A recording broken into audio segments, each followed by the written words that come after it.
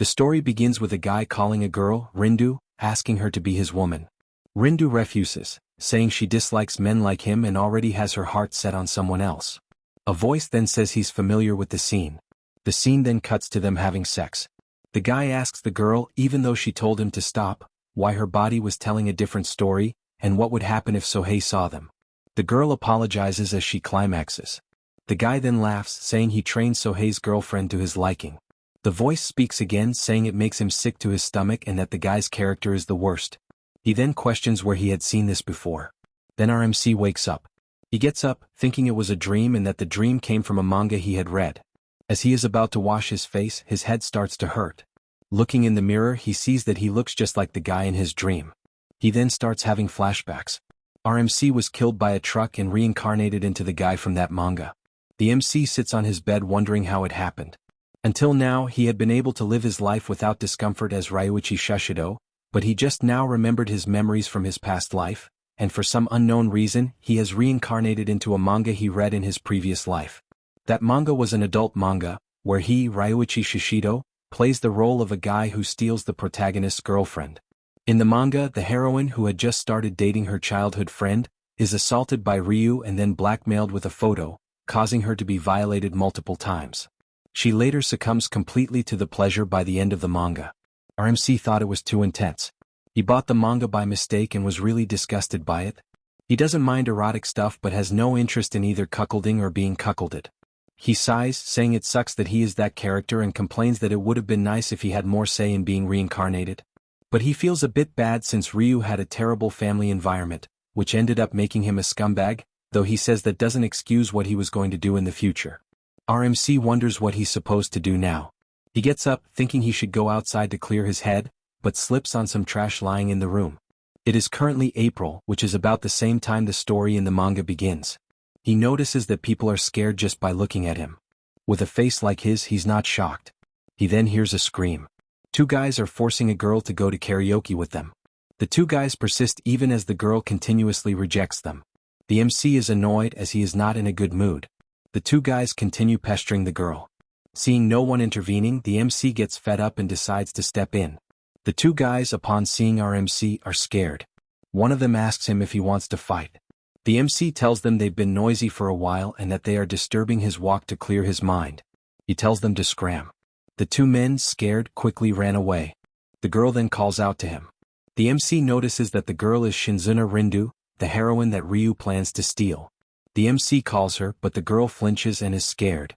Seeing this, the MC tells her that he's sorry for scaring her and that those guys who bothered her won't come back, and tells her to be careful on her way home. The MC thinks to himself that her being scared of him is to be expected considering his appearance. After all, he is supposed to play the role of a scumbag. The girl then thanks him. The MC is shocked, thinking when was the last time someone expressed gratitude to him. He smiles, saying, "Sure thing." The girl, upon seeing this, is shocked and blushes. She then runs away. The MC wonders if he came off as a creep doing that. He realizes that they're still in the part before the main story starts and that, since he's Ryu, he should just avoid the NTR route. He starts feeling much better as he realizes he can avoid doing the NTR, and will try his best not to get involved with Rindu as much as possible. Meanwhile, as Rindu is going home, she is blushing, thinking to herself that she didn't know Ryu could smile like that. The next morning the MC reaches his school, determined to never let the NTR plotline unfold. Sitting in his classroom, some of his classmates are shocked that he came early. Some are scared of his looks. Hearing this, he glares at them, prompting them to stop. The MC starts regretting going to school so early. Rindu then enters the classroom. Her friends greet her and she greets them back. Some of the guys in the class talk about how cute she is and how glad they are to be in the same class as her. The MC thinks to himself that she has an outstanding appearance and aura, as expected of a heroine. She then walks towards the MC, greeting him. The MC is shocked but greets her back. She thanks him for helping her yesterday and apologizes for not being able to thank him right away. The MC tells her it's no big deal and she should hurry to her seat. The girl laughs. The whole class is shocked that Rindu is talking to Ryu. Then the teacher enters and class starts. The MC is surprised. It was so sudden that he reflexively replied to her even though he had decided to keep his distance. For her to come over and greet him, he starts wondering what the hell is going on. He then notices a strange feeling. One of the guys is staring at him. The guy quickly turns away. The MC notices that the guy is Sohei, the protagonist who gets cuckolded by Rindu in the manga. He wonders if Sohei misunderstood something. Wondering why he gave him an intense gaze, even though the current MC hasn't done anything. He thinks if the two of them are destined to be together, they can do whatever they want and that he doesn't want to get involved in any more trouble. Later that evening as class ended, the MC woke up and realized that everyone had already gone home. He had fallen asleep because he didn't sleep well the previous night and wondered why no one woke him up. Then he realized that it would be impossible for anyone to do that since they were scared of him. As he got up and tried to leave, he noticed a flower in a vase. The water in the vase wasn't enough and it was also kind of dirty. As he tried to change the water, Rindu walked in on him, the one person he wanted to avoid. She had forgotten her things and came back to get them.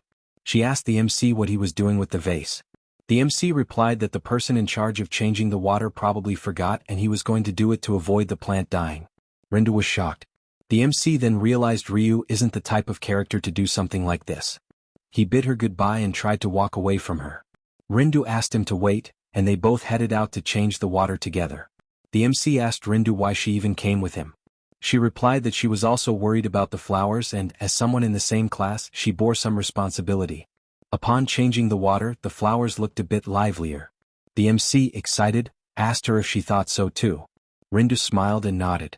She then told him that she can't trust the rumors about him after all.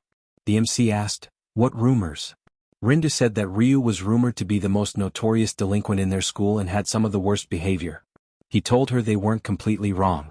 Even though he had recalled his memories from his past life, it didn't change the things he'd done in this world. He couldn't change the past he spent as Ryu. But Rindu said she thinks Ryu is a really kind person. The MC told her to stop and insisted that he isn't kind at all. Rindu replied, "Someone who isn't kind wouldn't have done what you just did." The MC thought about how naive this girl is. Then he realized maybe it was because she hadn't seen the delinquent side of him, which is why she thinks this way. He faced her and slammed his hand against the wall, causing her to flinch. He told her that she shouldn't trust him too much, warning that a woman as fine as her might get devoured by him. He did this to scare her away. After that stunt she should be scared. But instead she started blushing. The MC was shocked at her reaction. Then he realized she was the heroine of an adult manga who was secretly masochistic and was awakened to it by Ryu, which was how the story progressed. Realizing his mistake, he backed off, saying he was just kidding. He made an excuse and left hurriedly. Back home he thought about how close he was to flipping a weird switch. He told himself to be more careful. He didn't want the NTR to happen but figured they probably wouldn't end up alone like that very often. His stomach growled and he decided to head out to buy something to eat. He thought about buying instant food since he never cooked, not even in his previous life. Upon entering the store he ran into Rindu again. The MC turned back and tried to leave, but she grabbed him, saying there was no reason for him to ignore her. She asked if he was shopping for dinner too. The MC replied yes and grabbed some ramen cups. The girl was shocked to see him grab so many, and only ramen cups. She asked why. He told her this was his staple food. Since he lived alone, had no family and couldn't cook, he just ended up eating cup ramen. The girl apologized for being insensitive. The MC told her it was nothing and that she didn't need to apologize. He wondered if he said too much and didn't want her to worry about him. He decided to leave early but she called out to him again. He asked, "What is it this time?" She then asked him to take her to his house so she could cook for him. The MC quickly rejected her. But she insisted. He hesitated, not wanting things to turn out the way they did in the manga. He told her he'd walk her home if she was scared of those guys from before. She asked if he was really that against it. The MC gave up and decided to take her to his house. Entering the house, the girl commented that it was cleaner than she thought. The MC replied that he had recently cleaned it. She then asked where the apron was and started preparing food for him. The MC wondered how things ended up like this. He tried to figure out how to get her to leave quickly. As he watched her preparing food, he thought it felt refreshing. He reflected on how, in both his previous life and current one, almost no one had ever cooked for him. He wondered how long it had been since someone had. The food was done. Rindu told him she thought it would be better to make something simple. The MC looked at the food, eager to eat it. He thanked her and began eating. He found it so delicious he hurriedly ate it, causing him to choke. She told him to slow down and asked if he really thought it was delicious. He told her it was super delicious, the best he'd ever had. The girl said she was glad. The two then started eating together. After dinner they sat and talked. Rindu told him that seeing how delighted he was made the cooking worth it. The MC thanked her. Then a sudden realization hit him. He had planned to send her home immediately, but now they were eating and relaxing like it was normal. As she walked to the sink to do the dishes, he tried to tell her to stop and just go home. But before he could finish, Rindu stepped on a cloth and slipped. The MC reached out to save her, but they both ended up falling. When he opened his eyes, he found himself lying on top of her. He apologized and tried to get up, but Rindu grabbed his shirt. Realizing what she had done, she apologized.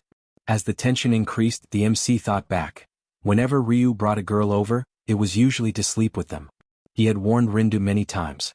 She came here willingly even after hearing all the rumors. So, if he just proceeded, she might not complain. A flashback of a scene from the manga popped into his head, snapping him back to his senses. He apologized, but Rindu said she was thankful he tried to save her. He thought about how close that was and decided being alone with her wasn't a good idea. He tried to send her home before he lost control. But the memory from earlier wasn't of Rindu. It was of a woman who looked very similar.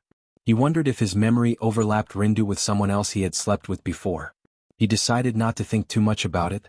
As he walked her home, the MC told her she might hear rumors about him having relationships with multiple women, and that they were true. He told her that he's that kind of person, so it would be better if she didn't come to a guy like his house again. Rindu apologized, saying she couldn't just leave him alone and that she's not the kind of person who would do this with just anyone. The MC didn't quite hear her and asked, "Did you say something?" Flustered, Rindu said no. As they reached her home, the MC bid her farewell. Rindu called out, saying she'll come over to cook dinner for him again. The MC asked if she even listened to what he just said. She shut the door and was greeted by her mom. Her mom said she was surprised Rindu suddenly said she was going to have dinner with a friend. Flustered, she apologized for coming home late and quickly ran upstairs. Her mother giggled, wondering who her friend was. Rindu lay down on her bed, thinking back to the expressions the MC made when he was eating and when he tried to help her. He looked strong and dependable. She wondered what would have happened if they had crossed the line. Just then her phone rang. She wondered who it could be. It was Sohei. He welcomed her home.